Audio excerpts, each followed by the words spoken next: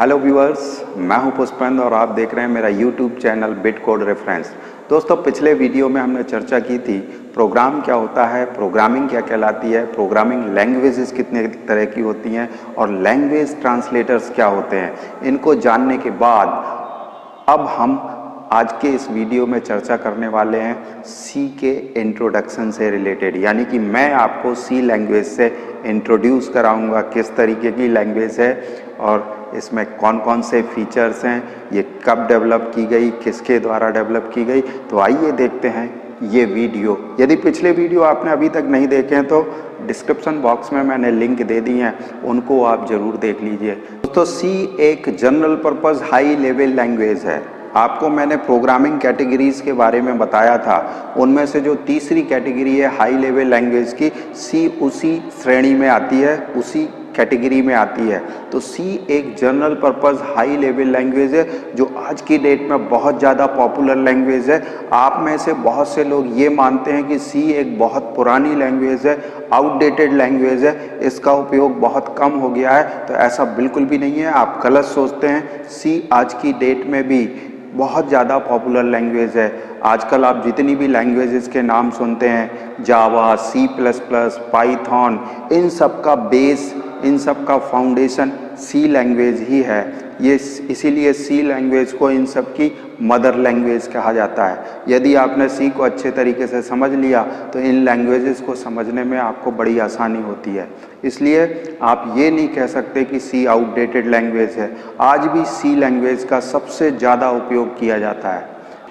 अब थोड़ा सा हम सी लैंग्वेज की हिस्ट्री के बारे में चर्चा कर लेते हैं।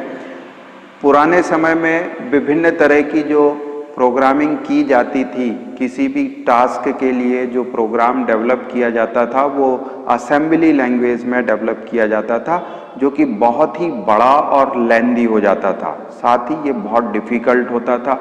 इसलिए इन सभी चीज़ों से बचने के लिए कई इंजीनियर्स और साइंटिस्टों ने नई नई लैंग्वेजेस बनाने की कोशिश की जो कि आसान हो और उनमें बनने वाले प्रोग्राम भी बहुत ही छोटे हों, कम मेमोरी की रिक्वायरमेंट रखें, जिनमें एल्गोल और सीपीएल जैसी लैंग्वेजेस शामिल थी।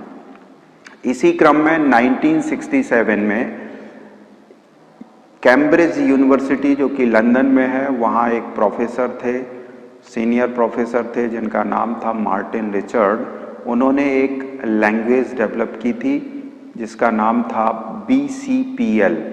इसमें उन्होंने पिछली सभी लैंग्वेजेस के फीचर्स को शामिल किया था और कुछ एडिशनल फीचर्स उसमें शामिल कर दिए थे। और BCPL को हम बेसिक कंबाइंड प्रोग्रामिंग लैंग्वेज के नाम से जानते हैं। इसका मेन पर्पस डेवलप करने का जो था उनका ये था कि इसमें जो प्रोग्राम बने, जो कंपाइलर्स डिज़ाइन करने के लिए हालांकि उन्होंने बनाई थी, तो जो कंपाइलर्स विभिन्न प्रोग्रामिंग लैंग्वेजेस के लिए बनाए जा सकें वो आसान हों और छोटे से हों, कम मेमोरी की रिक्वायरमेंट रखें। आगे चल के 1970 में केन थॉम्सन, जो कि अमेरिका की एक बहुत बड़ी रिसर्च ऑर्गेनाइजेशन है जिसको हम AT&T बेल लैबोरेटरीज के नाम से जानते हैं, तो उन्होंने वहाँ पे एक लैंग्वेज डेवलप की थी जिसको उन्होंने B नाम दिया था। और B नाम इसलिए दिया था क्योंकि इन्होंने BCPL जो लैंग्वेज जो कि मार्टिन रिचर्ड के द्वारा डेवलप की गई थी उसके सभी फीचर्स को शामिल किया था उन्होंने अपनी इस लैंग्वेज में। तो BCPL का पहला कैरेक्टर लेकर के उन्होंने इस लैंग्वेज का नाम B रख दिया था। आप यहाँ पे देख सकते हैं कि जो केन थॉम्सन थे वो किस तरीके से दिखाई दे रहे थे, उनकी फ़ोटो हमें मिल गई तो मैंने आपके लिए डिस्प्ले कर दिया।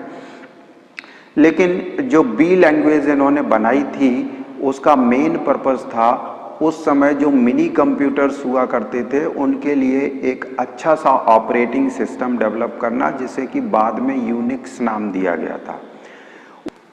आगे चलकर 1972 में AT&T बेल लैबोरेटरीज में ही काम करने वाले जो इंजीनियर थे जिनका नाम डेनिस रिची था, डेनिस रिची ने एक और लैंग्वेज डेवलप की जिसे C नाम दिया गया था। इसी C लैंग्वेज की हम बात करते हैं। इस सी लैंग्वेज की मदद से उन्होंने यूनिक्स को मॉडिफाई किया, यूनिक्स को नया यूनिक्स ऑपरेटिंग सिस्टम तैयार किया था जिसमें बहुत सारे फीचर्स डेवलप किए गए थे। तो सी लैंग्वेज में पिछली जितनी भी लैंग्वेजेस थी, जैसे बी लैंग्वेज थी, BCPL थी और भी बहुत सारी लैंग्वेजेस थी, तो उनके सभी फीचर्स को लेकर के और कुछ एडिशनल नए फीचर्स उन्होंने इसमें ऐड कर दिए थे, जिसके कारण ये बहुत ही पॉपुलर हो गई थी। तो इस तरीके से अगर हम देखें तो जो सी लैंग्वेज है वो आज से लगभग 50 साल पहले डेवलप की गई थी डेनिस रिची के द्वारा, जो आज की डेट में भी बहुत ही पॉपुलर और पावरफुल लैंग्वेज है। इसलिए ये आज कई तरह के सॉफ्टवेयर डेवलप करने में आज भी यूज की जाती है। हालांकि आपके सामने कई अन्य तरह की लैंग्वेजेस भी हैं, जैसे आपने नाम सुना है C++, जावा, पाइथन, .NET वगैरह वगैरह। तो इन सभी लैंग्वेजेस में फैसिलिटी तो बहुत अच्छी हैं, लेकिन इनकी इफ़िशियंसी कम हो जाती है, जबकि सी लैंग्वेज में यही सारे काम बड़ी आसानी से किए जा सकते हैं। एक और चीज़ मैं आपसे शेयर करना चाहूँगा कि सी लैंग्वेज को मिडिल लेवल लैंग्वेज भी कहा जाता है। क्यों कहा जाता है?